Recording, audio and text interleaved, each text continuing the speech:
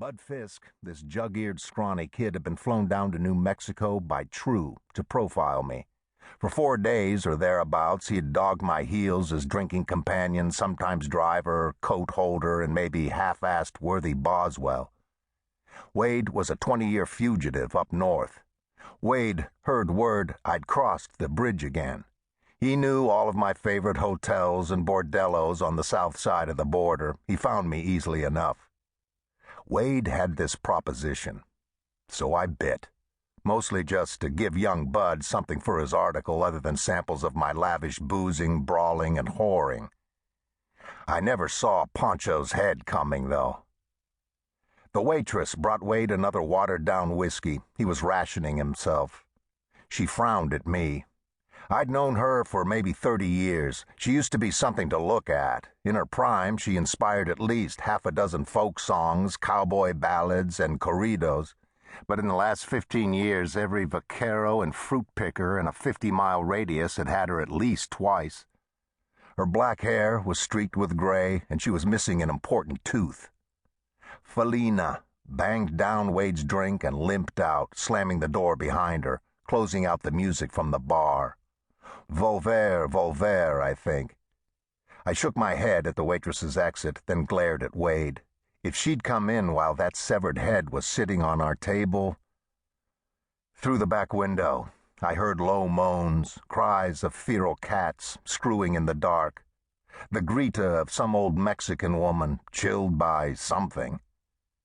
I heard something else, too. Something that sounded a bit like a shotgun being prepped. Or maybe not. It was outside, anyway. Wade slammed his shot of whiskey. He belched, then said, "Prescott still wants the skull, Hector." Prescott would be Prescott Bush, current United States Senator, and the bastard alleged to have engineered the theft of Pancho Villa's head. Here's a capsule history from your hack writer. 1878.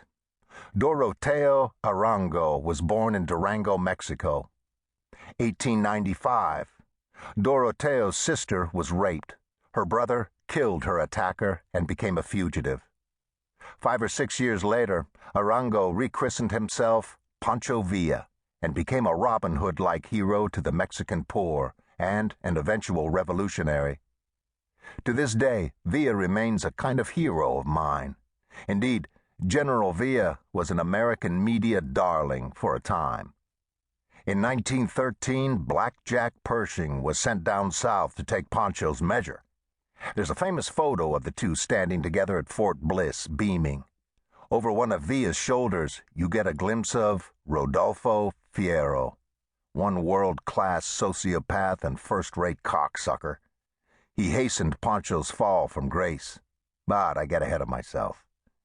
The Wilson administration, for reasons that at best remain stupefying, eventually elected to piss all over Villa.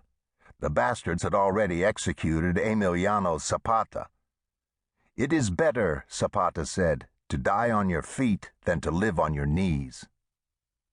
In 1915, Woodrow Wilson and Company crawled in bed with Venustiano Carranza.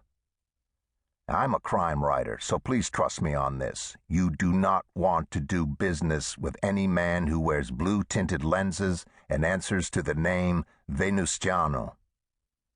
Villa famously took his American rejection very badly. Pancho was right to do so. But just how badly he took that rejection remains a mystery that shapes history to this day. Maybe, just maybe, Pancho shrugged it off.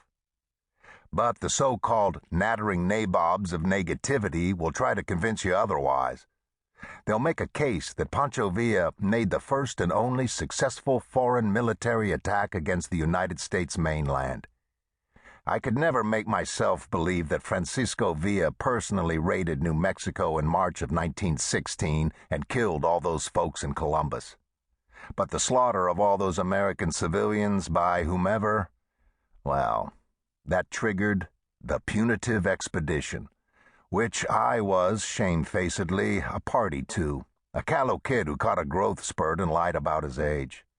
They sent Jack Pershing back into Mexico within days of the attack on Columbus, this time to take Villa, dead or alive.